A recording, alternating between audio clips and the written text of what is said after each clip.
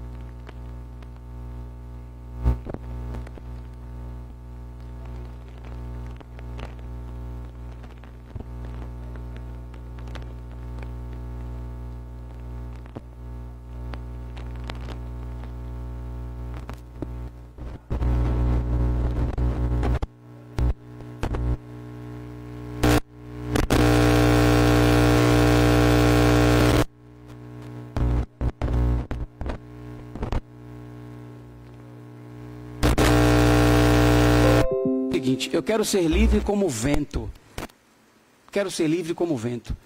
Pode parecer uma coisa simples, querer ser livre como o vento, mas às vezes a gente não consegue ser livre como o vento porque a gente se apega a pessoas, a gente se apega a coisas, a gente se apega às vezes a um comentário que é feito, a uma fala que é dita, a gente se apega às vezes a uma roupa, a um hábito, a um costume, né?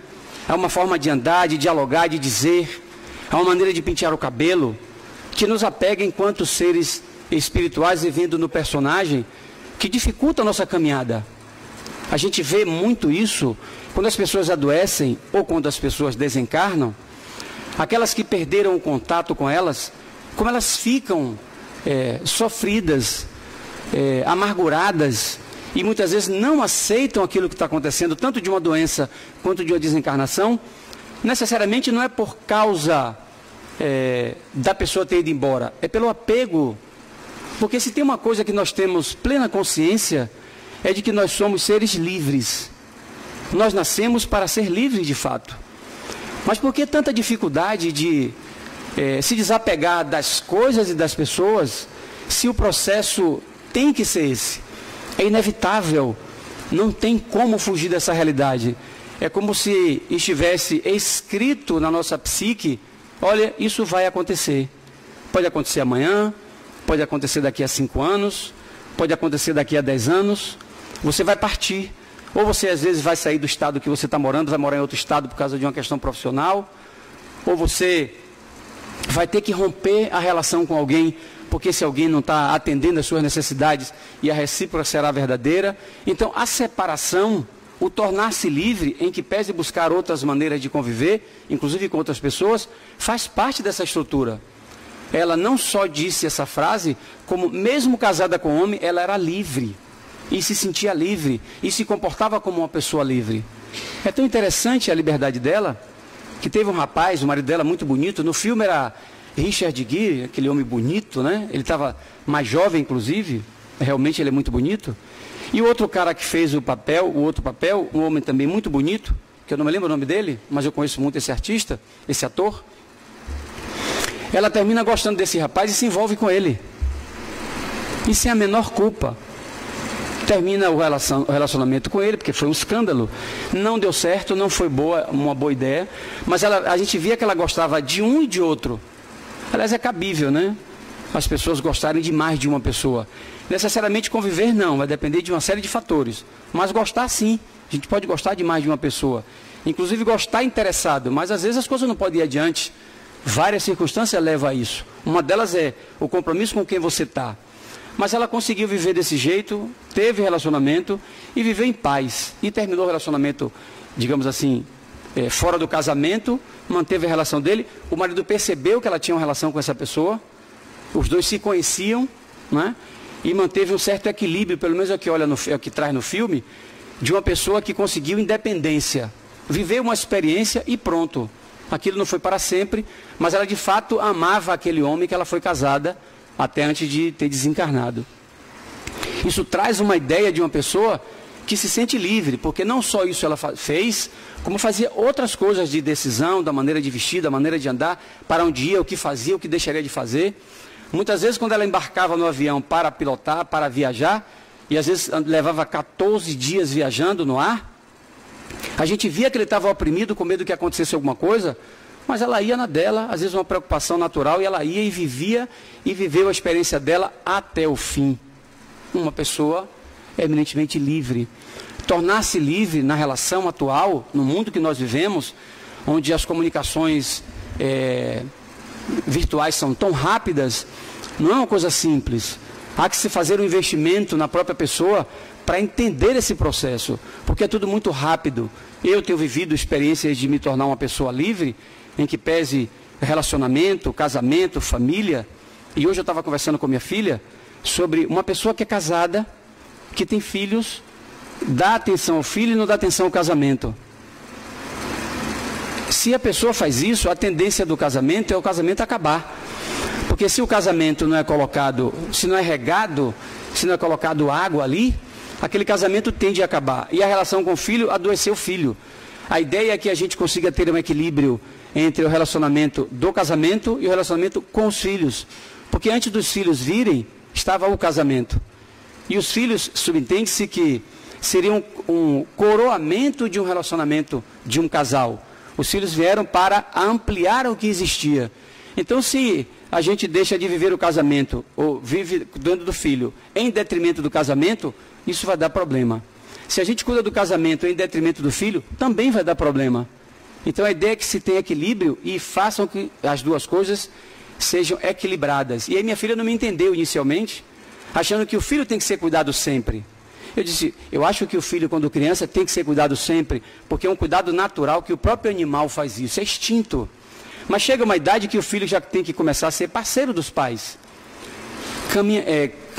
Pessoas que estão caminhando juntas na busca de um ideal de vida melhor. E aí o papel de pai e o papel de mãe, que nunca deixa de existir, passa a estar associada a uma igualdade, a uma irmandade, a uma parceria de caminhada onde as pessoas se ajudam mutuamente. Porque se eu for ser pai, aí eu estava explicando a ela, quando você tinha 16 anos, você queria namorar com uma pessoa que eu achava que não deveria. Eu intervi, influenciei e ajudei a decidir. Quando você fez 18, você quis namorar com outra pessoa, eu não achava certo, mas eu lhe apoiei. Eu não podia, não tinha direito de impedir de você fazer o que você quisesse. Então é difícil a gente encontrar esse equilíbrio. De maneira que tornar-se livre vivendo a vida em comunidade, sobretudo com família, é um desafio constante. E essa mulher conseguiu há 122 anos atrás. Ela já se comportava desse jeito como criança. Outra frase que ela traz. Não tenho mais certeza do que sou.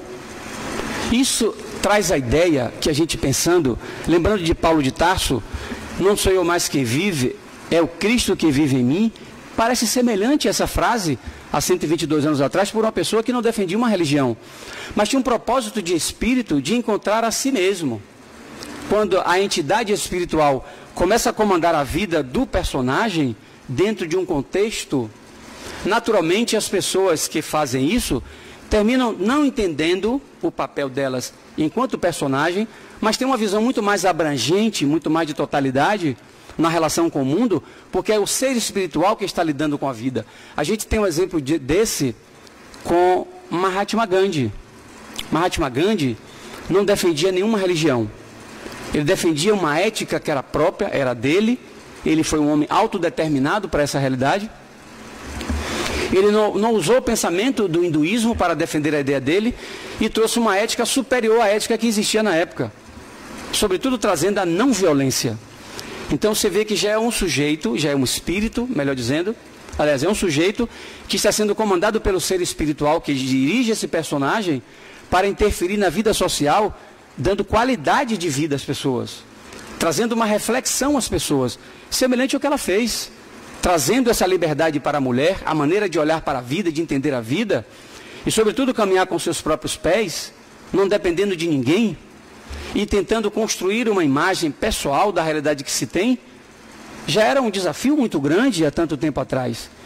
Há 160 anos atrás foi escrito o Livro dos Espíritos, 161, 162 anos atrás. E dentro da codificação, dentro do Livro dos Espíritos, tem muitas ideias falando sobre a mulher, trazendo a mulher, inclusive, como alguém que cumpre as tarefas da casa e o marido que faz as questões da rua. O homem sai para trabalhar, a mulher fica em casa cuidando da família. É assim que está nas obras básicas. Naquela época, quando foi escrito o livro. Então, ela já trazia uma desconstrução dessa realidade, tentando fazer com que, trazendo a ideia de que o homem e a mulher são iguais. A cultura, a influência da cultura é que vai trazer restringimento, ampliando o restringimento da situação da mulher, onde tem lugares que ainda hoje, até hoje, aliás, a mulher não tem direito de votar, a mulher não tem direito de opinar. Tem lugares que ainda a mulher não é concebida a ideia de que é um ser que tem alma. Inclusive, esse outro dia a gente viu isso na própria filosofia, a ideia socrática não, a ideia aristotélica, trazendo essa ideia da mulher. Então, essa Amelia Earhart é alguém especial, não é alguém comum. Ela é alguém que convidou as pessoas a se tornarem pessoas especiais. Eu me senti especial quando estava vendo o filme e quando vi o depoimento, o documentário dela. Porque eu estava dizendo para mim, eu sou uma pessoa especial, só que eu tenho que descobrir no que é que eu sou especial. Por que eu sou uma pessoa especial? Não é possível que nós não sejamos todos nós especiais. Precisamos encontrar o motivo pelo qual eu sou uma pessoa especial. E ela encontrou dela, que veio pela aviação. A aviação foi o caminho, digamos assim, foi o start, né? Foi ali que o plug se encaixou. E nós precisamos encontrar em nós a condição de sermos seres especiais. Porque quando nós somos seres especiais, assim nos vemos, sentimos porque estamos caminhando com o ser espiritual, aonde nós estamos, as pessoas gostam. As pessoas especiais, quando estão do lado da gente, a gente gosta de estar do lado delas. As pessoas especiais não são pessoas que baixam o astral dos outros. São pessoas decididas, são pessoas esclarecidas, são pessoas acolhedoras, não são santos. Não é disso que a gente está falando. Não são santos, não são necessariamente religiosos, mas são pessoas que trazem um upgrade, são diferentes, a depender do ambiente que elas estejam, inclusive, onde as outras pessoas consigam ter uma percepção de quem é aquela pessoa, mínima possível, porque elas trazem isso nessa realidade. Eu estava agora na reunião de diretoria, e a gente conversando alguns assuntos, e aí uma pessoa me disse que algumas pessoas, não sei que ciclo foi, né? Não sei quem são as pessoas, talvez não interesse saber, que algumas pessoas não vão muito com a minha cara da Uli, né? É como se estivesse falando mal de mim, um negocinho assim no canto, né? Uma coisa... Aí eu fiquei pensando, me veio um certo constrangimento na hora, né? Quando eu ouvi isso. Eu não estou nem interessado em saber o que é isso aí, não. Deixa esse negócio para lá. Mas no fundo, isso me incomodou. Porque às vezes eu penso que eu estou fazendo o meu melhor, mas não estou fazendo o meu melhor. Eu estou fazendo o meu melhor, mas as pessoas necessariamente podem não captar desse jeito. E eu sou 100% responsável pelo que eu estou trazendo. Mesmo que eu não me culpe, mas qualquer comentário que seja negativo ou positivo a meu respeito, é um estalo que tem que dar na nossa consciência de que eu tenho que melhorar a minha qualidade enquanto pessoa. Porque se eu não conseguir chegar no coração de alguém, no lugar onde eu estou dando o meu melhor, eu preciso rever, eu preciso reaver, eu preciso reavaliar, eu preciso reconectar com algumas coisas para o especial chegar, porque eu sou especial. E não é possível que a gente não se veja como pessoas especiais. E esse especial não quer dizer que somos evoluídos espiritualmente, ou que nós somos melhores do que outras pessoas. Nós só somos especiais. Encontrar a nossa condição de especial é escutar o que o Espírito diz. E é necessário fazer um silêncio interior para escutar essa voz.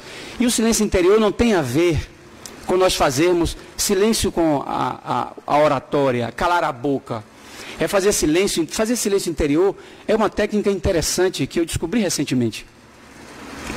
Fazer silêncio interior é não fazer julgamento das pessoas. É não julgar a atitude das pessoas. É eu não conseguir não julgar as pessoas que falaram de mim qualquer coisa, seja positiva ou negativa. Se eu não faço isso, naturalmente eu faço silêncio. Porque o que faz zoada dentro de mim são as indagações e os julgamentos que eu faço a respeito da vida. E as pessoas especiais não reclamam. As pessoas especiais não se queixam. Aliás, falar em se queixar, a semana passada eu tive uma experiência interessante. Eu nunca perdi dinheiro assim na minha vida, não me lembro de ter perdido dinheiro. Mas eu estava na faculdade, com a calça afogada, botei R$50 no bolso, não queria trocar os R$50, estava com fome, mas não queria trocar, porque trocar R$50 para comprar uma coisa de 2 contos, 3 contos, né? Para trocar R$50, eu digo, não vou trocar R$50, né? Deixei no bolso. Quando eu cheguei em casa, que eu fui pegar meus R$50, cadê os R$50? Os R$50 sumiu. Aí voltei no carro, não estava no carro. Aí me lembrei da faculdade, eu estava em aula, meti a mão no bolso, o que e tal. Ai meu Deus, caiu na faculdade. E eu me lembrei que tinha uns colegas do meu lado, jovens, porque esses colegas meus são bem jovens, são bem 20 e poucos anos. E teve hora que eles ficaram me olhando, conversando uma coisa aqui e ali. Eu não entendi o que era, estava prestando atenção à aula. Meu julgamento é de que os caras viram o dinheiro cair, ficaram na surdina, o velhinho saiu, não olhou para trás, foi embora e provavelmente eles pegaram e gastaram o dinheiro com lanche. Porque muita gente ali é muito simples, na Federal, né? Aí eu fiquei pensando, pô, perdi 50 reais, rapaz. Eu digo, se esses 50 reais fosse meu, eu não perderia. Não me pertencia, por isso que eu perdi. Eu só perco o que não me pertence. O que me pertence, eu não vou perder nunca. Dinheiro não me pertence, não é? Dinheiro está no contexto, mas não me pertence porque se eu não perdi porque caiu, eu vou perder porque eu vou investir, eu vou comprar alguma coisa. Então, de qualquer forma, aquilo não existe. Aliás, se a gente for pegar um pensamento socrático, um pensamento platônico, é interessante quando ele traz a ideia política, psicológica e ética da sociedade, isso eu aprendi hoje, inclusive, eu achei fantástico. Ele diz que a sociedade ideal, ideal para que a gente consiga viver de maneira justa, uma alma justa na sociedade, para Platão é uma alma generosa, ele escreveu aqui, sábia, generosa e que tenha coragem. Esses 3 aspectos. Pessoas especiais são assim, como é arte. Ela era corajosa, ela conseguiu realizar o que ela tinha que fazer, ela tinha um grau de temperança, na verdade, ela tinha um grau de limite, mas o limite dela sempre extrapolava o limite comum, porque era a alma apontando para alguma coisa, ela dizendo a ela alguma coisa desconhecida de nós. Muitas pessoas achavam ela provavelmente uma suicida, porque ela fez algumas coisas que ela viajava em alguns ambientes que não tinha como parar o avião. Ela tinha que ir até o final. Como ela não tinha onde parar, ela podia morrer. E ela corria risco. Mesmo assim ela foi. Se você considerar que a vida para eu encontrar o ser espiritual que eu sou, para você encontrar a pessoa especial que você é, você vai ter que dar um voo desse e vai ter que estar sozinho e correr os seus riscos, a situação é a mesma. Considerando as suas proporções, a situação é a mesma. Então, são pessoas que trazem no seu bojo, no seu comportamento, essa é a diferença. Mas voltando à ideia de Platão, é como se fossem coisas que não existissem e a gente dá atenção. Dinheiro não existe para ele. Cadeira não existe. É até citado o exemplo da cadeira. A gente acha que cadeira e mesa existe. Não existe no mundo ideal de Platão. Por que não existe, já que eu estou sentado numa cadeira? Porque essa cadeira que eu estou sentado, ela não vai viver mais de 300, 500 anos. Vamos dizer, daqui a 1 milhão de anos ela não vai existir mais. Vão existir outros milhares de cadeiras, mas essa daqui que eu estou sentado não vai existir mais. Ela vai deixar de existir. A ideia da cadeira, na minha mente, nunca vai deixar de existir. Então, o ser real é o que eu penso, e não necessariamente o que é concreto. Se você considerar no personagem, do ponto de vista espiritual, eu não sou real, eu sou virtual. Porque o ser real é o ser espiritual, é o ser que eu sou que vocês não estão vendo. E eu estou mostrando para vocês o que eu quero que vocês vejam. Eu falei besteira ou dá para entender o que eu estou falando? Então tem sentido esse pensamento. A ideia que ela traz, vivendo a experiência do ser espiritual, tira ela do contexto da coletividade e faz com que ela entre em contato com o seu silêncio interior e ser guiada e dirigida pelo ser espiritual que está dirigindo a sua própria vida. É um desafio muito grande, tem que ter coragem de fazer isso, tem que pagar o preço para isso acontecer. Por isso que eu admirei, embora admire também outras mulheres, tem outros exemplos que a gente pode ver, inclusive Nina Simone, eu falei sobre ela aqui inclusive, e eu me lembrei de outro filme que eu assisti, para sair dos filmes, e depois voltar para os pensamentos dela ainda. É o menino que encontrou o vento. Vocês assistiram? Rapaz, que filme fantástico.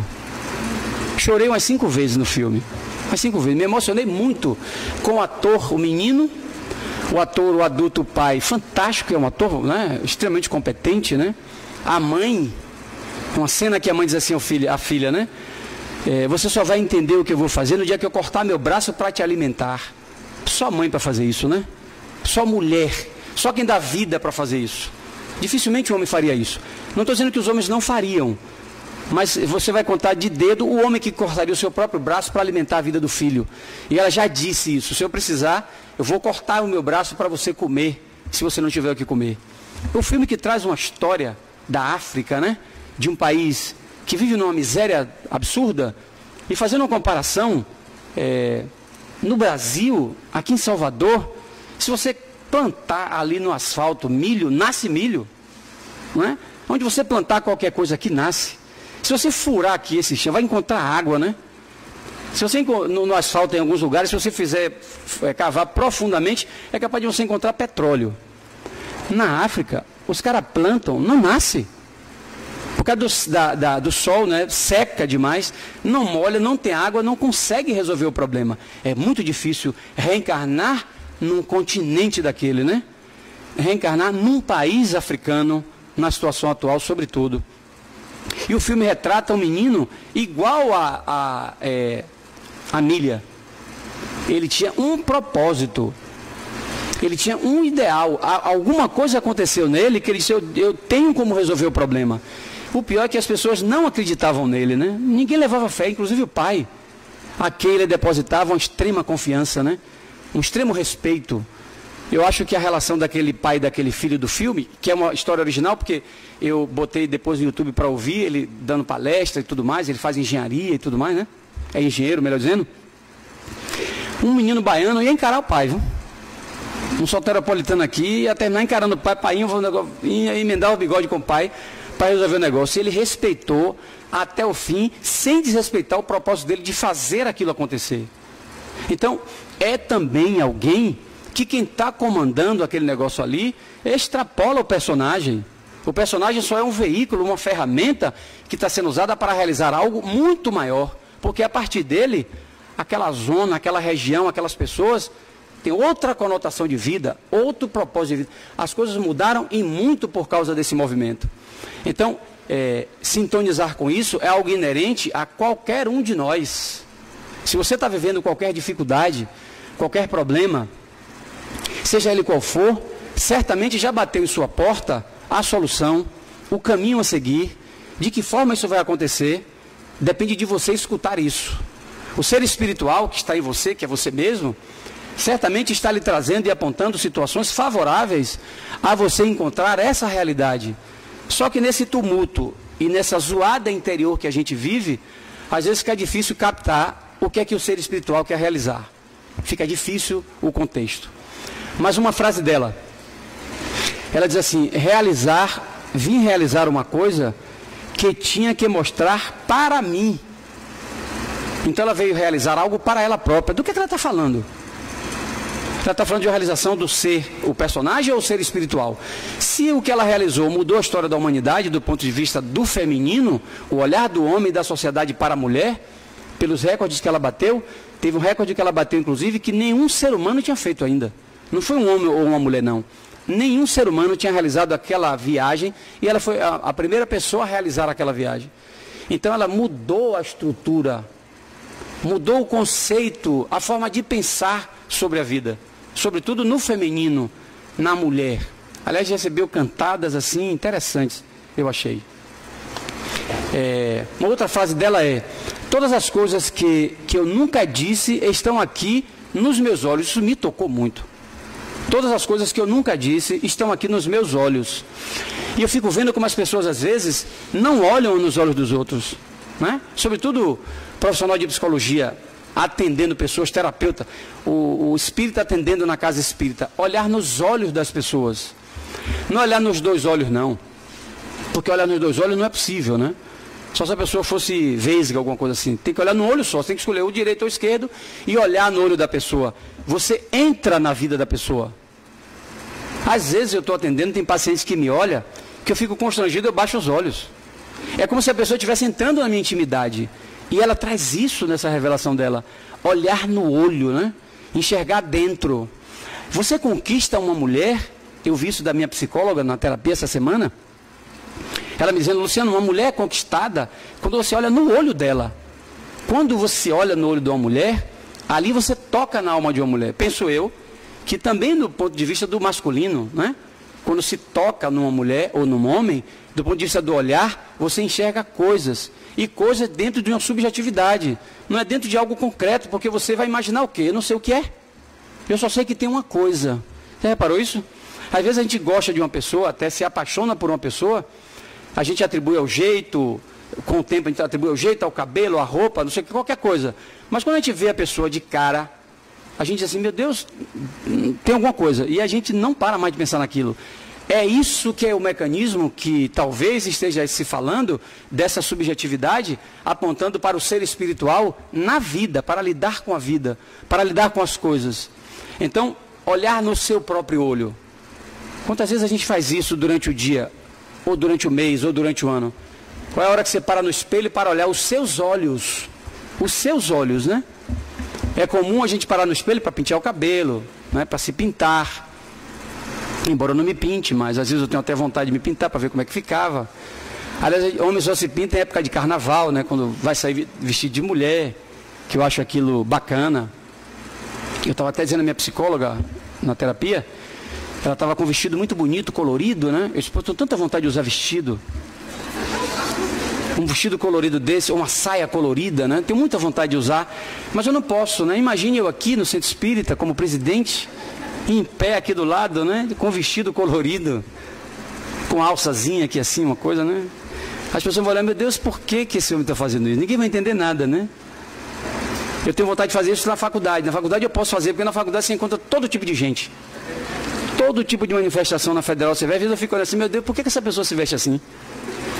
Então lá é livre, lá tem um espaço para isso. Mas no meu ambiente, que eu convivo como psicólogo, imagine eu como psicólogo atendendo de vestido. Quer dizer, ninguém nem vai querer fazer consulta, que é um psicólogo desequilibrado, maluco, né? Que se veste de mulher, né? Mas eu tenho muita vontade de vestir. Eu queria ser artista, cantor, tocar algum instrumento. Eu vestir de mulher, tá tudo certo. Tem um amigo meu que ele toca guitarra, muita gente conhece ele, inclusive. Ele só anda de saia. Mas ele é artista, né? Artista pode, né? Como eu não sou artista, nessa encarnação não vim com talento artístico, eu deixei tudo com minhas filhas. Não posso usar, mas tenho vontade de usar. Então ela teve coragem de fazer isso, o menino teve coragem de fazer isso, Gandhi teve vontade de fazer as coisas dele, realizou algumas coisas que fugiu desse contexto, né? Então, voltando à ideia de olhar nos olhos, quantas vezes você se olha no espelho, olha o seu olho e pergunta a você, e aí, camarada, tudo bem? Como é que está essa vida, né? O que é que você tem feito? Que tipo de investimento você está fazendo em você? O que é que lhe falta, né? O que é que você deve procurar? Quais são os caminhos novos que você deve buscar? Olhando nos seus olhos, né? Você com você mesmo. Não precisa nem falar, basta pensar nas coisas. Você vai encontrar respostas interessantes. Fica parecendo que você está conversando com uma outra pessoa. É essa a impressão que você tem. Está dentro de uma ideia da subjetividade. É como se nós tivéssemos, e aí o pensamento socrático está correto, né?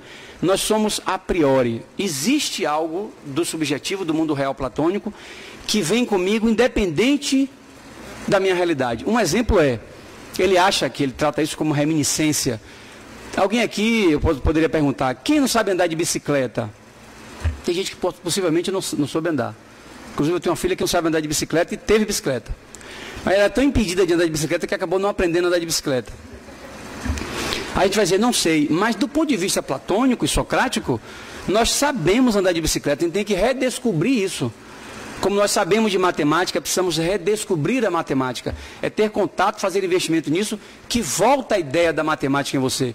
Isso é belíssimo, porque aponta para o ser espiritual. Olha para algo que vem antes dessa realidade, e a gente não nasce no zero para construir alguma coisa. Eu já cheguei aqui com informações. Haja vista a reencarnação provando, trazendo dados fabulosos sobre muitas pessoas que trazem dotes, talentos diferentes, que não deu tempo fazer isso, né? Não deu tempo realizar determinadas coisas. Recentemente eu vi uma pessoa que fala 13 idiomas.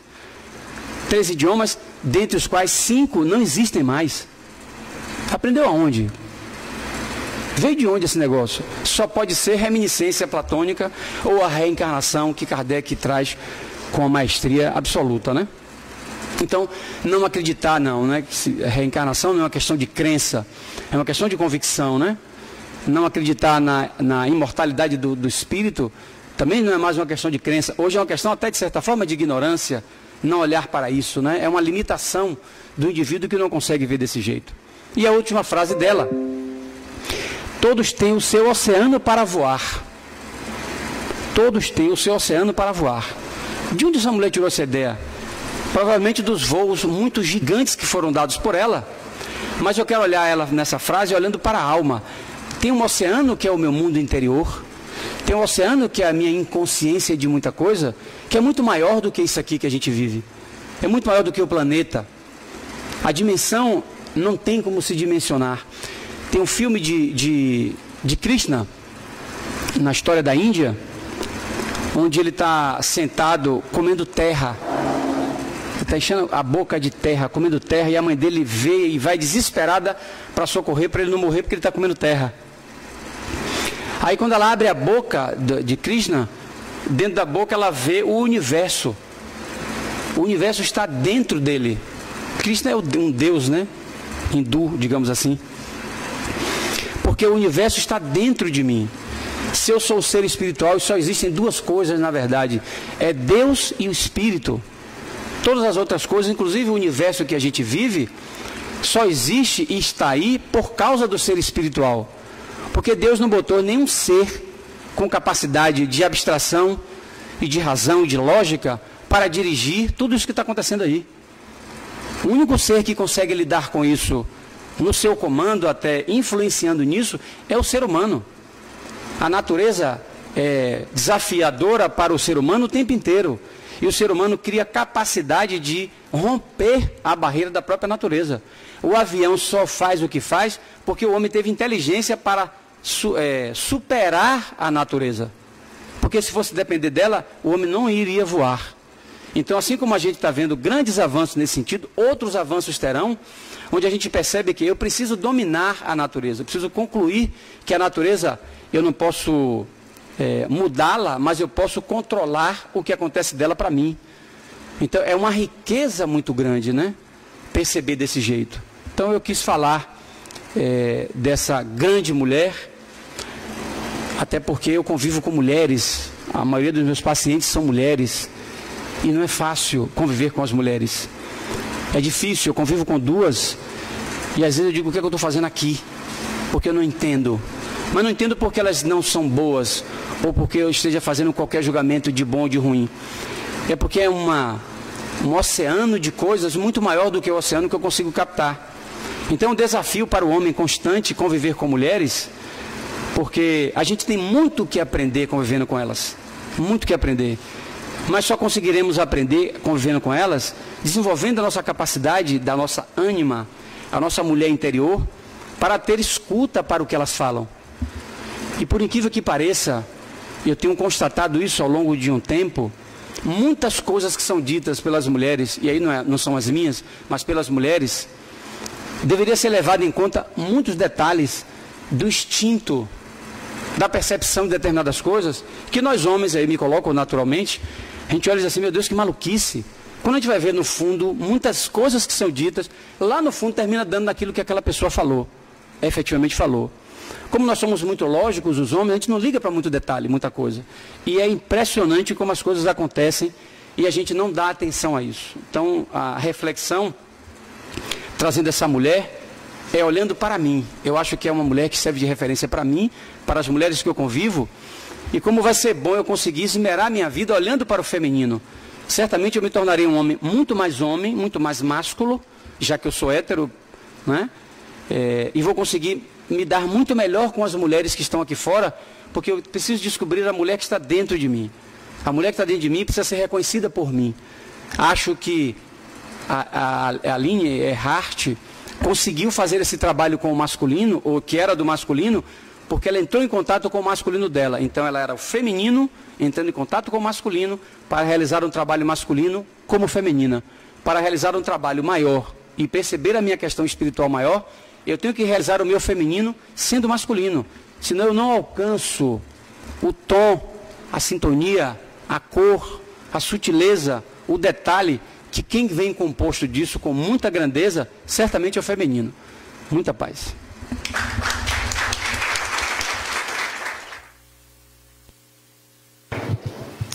Lu, muito obrigada. Que bom, né? Ele trazer para a gente como nós somos especiais. Isso é ótimo. Muito obrigada. Agora a gente vai sortear o livro Ação e Reação à Vida no Mundo Espiritual. Todas as quintas-feiras a gente tem essa realização de sorteio de um livro. Então quem assinou aqui essa listinha, né, vai estar sendo presenteado. Vamos lá. 47. Cadê aqui? Idalina. Então deve ser... Ah, dona Idalina, aí, venha. Que legal. Pode vir aqui, ó, para ser filmada, recebendo o seu livro.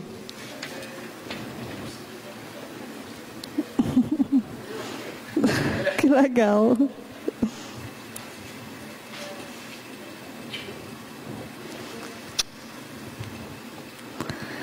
E continuando, né, a gente vai dar os avisos depois da palestra. É o trabalho de promoção social Badu, que é uma atividade que é realizada pela casa e atende 170 famílias que vivem em risco e vulnerabilidade social. Então, assim, lá na frente a gente tem um display onde está dizendo a quantidade de alimentos que está disponível e que tem para ser doado. Então, a gente depende, esse trabalho e a promoção de cidadania dessas famílias é através da educação integrada e aquisição de novos conhecimentos. Então, mensalmente, essas famílias recebem uma cesta básica, que foi o display que eu disse, e participam de oficinas e cursos desenvolvidos pelo trabalho de promoção social Badu. Então, quem puder, nos ajude, porque são 170 famílias, e todo terceiro domingo de cada mês a gente está fazendo esse trabalho, passando às famílias, porque aí eles participam de cursos, de oficinas, então ajudam a receber o alimento e também a se profissionalizar, né? Quando termina essa atividade que dura 2 anos. A gente também tem em relação ao cadastramento para a doação de notas fiscais eletrônicas. Eu não vou prolongar, né, em relação a essas notas, mas assim, é um cadastramento que a gente faz no site. E aí você vai indicar o CPF e a casa, que é aqui o Centro Joana, vai estar indicando lá e você participa. Então, todas as compras que serem efetuadas, o CPF obrigatoriamente você sinaliza. Quem não cadastrou e quiser se cadastrar, a Érica na livraria vai estar dando maiores informações. Mas assim, todo mês, a Edilene sempre fala, é sorteado 100 mil reais e a cada 3 meses, 1 milhão de... 6 meses... A cada 6 meses, 1 milhão de reais, né? Então, isso é muito bom, está ajudando a outras pessoas e se ajudando também a ser sorteado. E, para finalizar, a gente, dia 6/4, sábado agora, às 20 horas, nós vamos ter um encontro aqui, que é Diálogos Espirituais, onde Luciano e Adenauer Novaes vai estar falando sobre fazendo perguntas, Luciano fazendo perguntas a Adenauer, no livro Sonhos, Mensagens da Alma. Então, vale muito a pena, venham e escutem para poder vocês verem. E é gratuito, não cobra. Então, é sábado, às 20 horas, agora, dia 6/4. Venham que é muito bom, viu? Vamos orar. Após a oração vai ter o passe coletivo e aí o passe individual.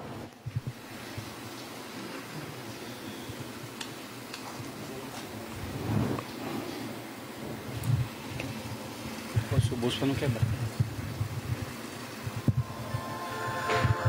Vamos fechar os olhos, fazer um silêncio curto, tentar perceber o ambiente espiritual que nos circula, a presença dos espíritos, a energia que os espíritos dispensam sobre nós. É hora de dar uma respirada profunda e dar uma relaxada básica, como se estivéssemos concluindo uma etapa, um processo que se inicia a partir do momento da consciência plena dos seres espirituais entre nós.